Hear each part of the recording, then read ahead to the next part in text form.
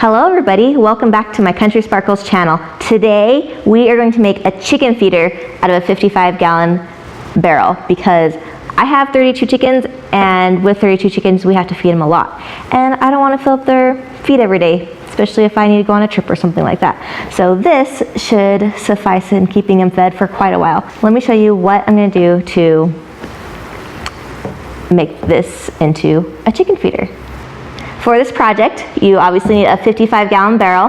This barrel has an open top on it. As you can see, the entire top is there. Oftentimes they'll have a plastic sealed piece on the top with just like a hole right here, but we opted for this type that we just got off of Facebook Marketplace, and it has a removable lid like this, and this ring, you put that around this and the blue part, and that's what keeps it on. And then we can just take this off in order to put the feed in there.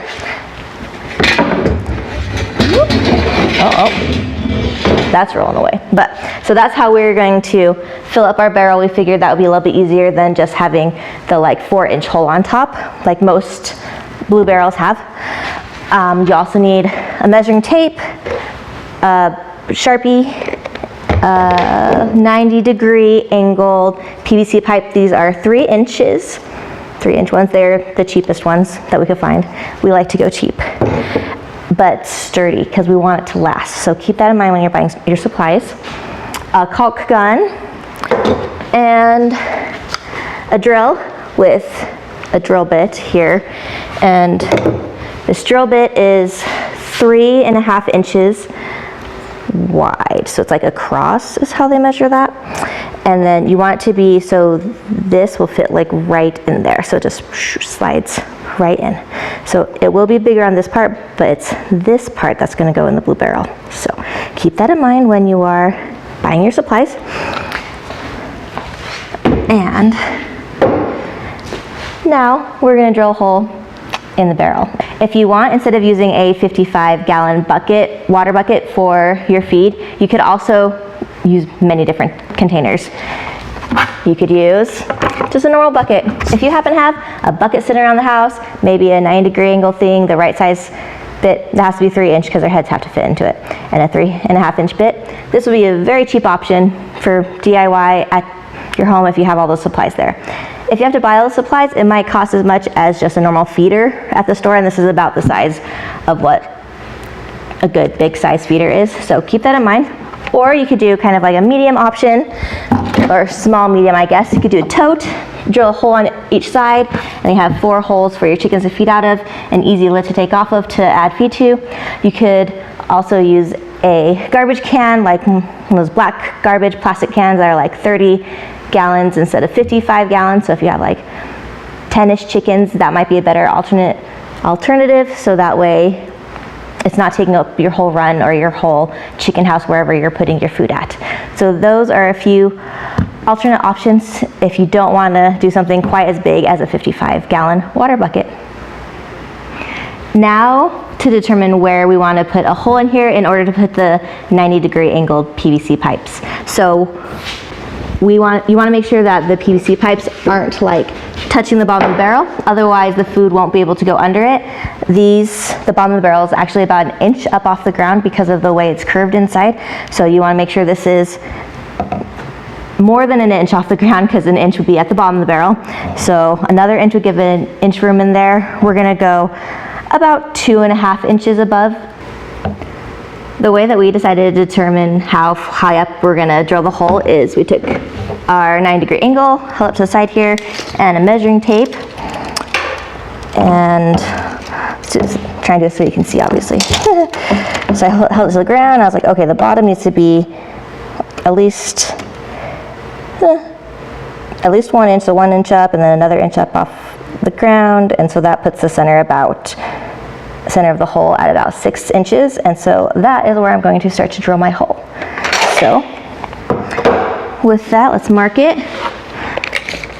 Got my measuring tape, Sharpie marker. Always good to have a Sharpie marker on hand. Just from the ground up to 6 inches, right there. And next, I'm just going to take my drill in the center, it has like a little drill bit there in the center, and I'll line it up with the dot, and then I'll start to drill. Okay, I've adjusted my barrel so it's angled a little bit so that way you can see me drilling instead of not being able to see me drill. So, like I said, I'm gonna take my bit here. See how that has a guide bit here in the middle? It's just like a little drill thing. So that is where you want to put your marking at, on the marking, on the per mark. So here we go. And I'm gonna start out by drilling it forward, just so that way the pilot can get started. And then I'm going to actually reverse it because the plastic's so hard that the teeth on this bit will grab it and like push my barrel forward. But by going backwards, it'll be a much smoother drilling process, we hope. We'll see how I actually do with this. And hopefully this doesn't go flying, right? I don't know, that'll be a more entertaining YouTube video, I guess. So going forward just for a little bit.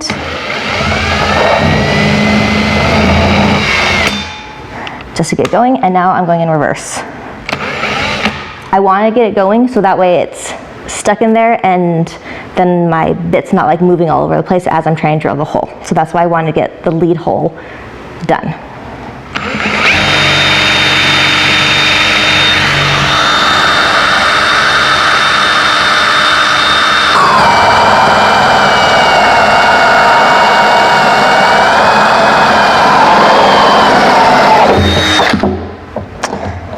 There it is, all cut out, in case you want to see the beauty. Ooh, that's hot. Don't touch it, it's hot. But, so it's all drilled out, and now, what you do, take your 90-degree 3-inch PVC pipe, and you just stick in the hole. It's very close, which is good.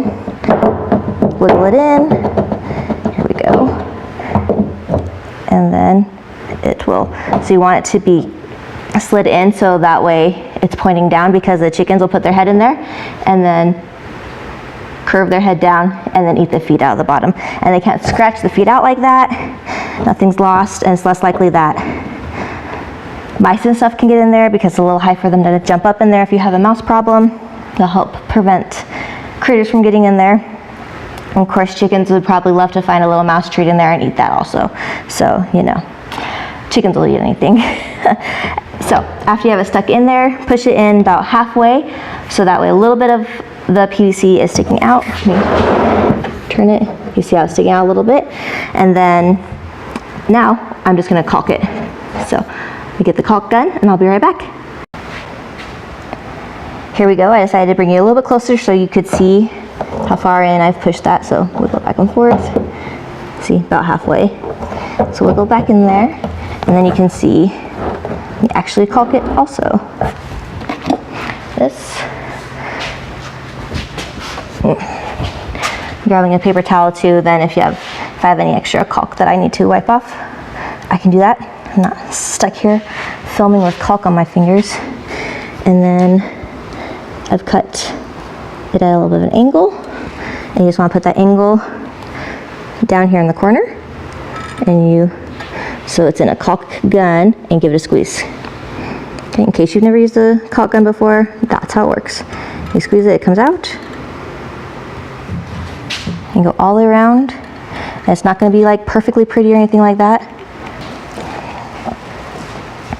Okay, so you caulk as far down as you can. The angle is a little awkward, but that's just how it goes when you're going in a circle. You come over on this side, just like that, all the way around. And I'm going to caulk the inside and the outside. Okay, you keep going all the way around. It's a little bit awkward, might be a little goopy, but it's okay. We're not inside doing trim, so it's all good. Okay. And now just take your finger and smooth it around. Make sure there's good contact between the barrel and the PVC pipe. All the way around. And that is it. And I'm going to do the exact same thing on the inside. Now that I have this all caulked on the outside and the inside, I'm going to drill a few more holes. I'm going to be adding 5 more chicken feed holes to this barrel, so that way my chickens can feed all around it and more than one can feed at a time. So I'm going to do that while this one dries, and then I'm going to caulk the rest and let that sit for a day to dry before I add feed into it. Once your caulk has sat for about 24 hours, just sufficiently long enough to make sure it has dried all the way through, then you can place this in your run or your chicken yard or in the coop, wherever you're going to place it, and add the feed to it. Definitely don't add the feed and then try to carry it out. That will be very heavy.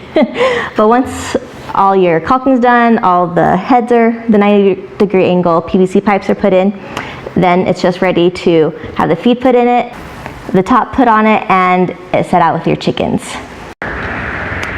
Okay, here we are. We're taking out our chicken feeder to the run. We're just putting it right here in the middle. These are our other 2 chicken feeders. We'd top them off every day, but really they'd last like 4 days for about 32 chickens. So this hopefully will last about a month. As you can see, there's all the holes there around the PVC pipe around the bottom. And there's what it looks like in the inside. So they're all pointing down. Remember, they're at least an inch away from the bottom. And then I've got my food man here. He's going to come pour in some feed. Show you what that looks like.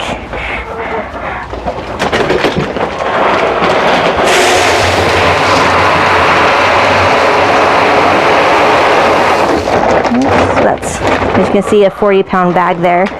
So one 40-pound bag fills up to halfway up the PVC pipe there.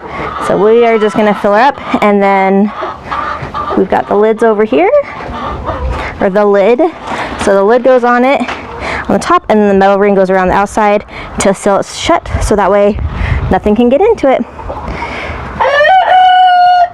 There it is. We're pretty excited. Excited to not have to fill it up every day. Still going to gather eggs every day, but just don't have to fill up the food every day.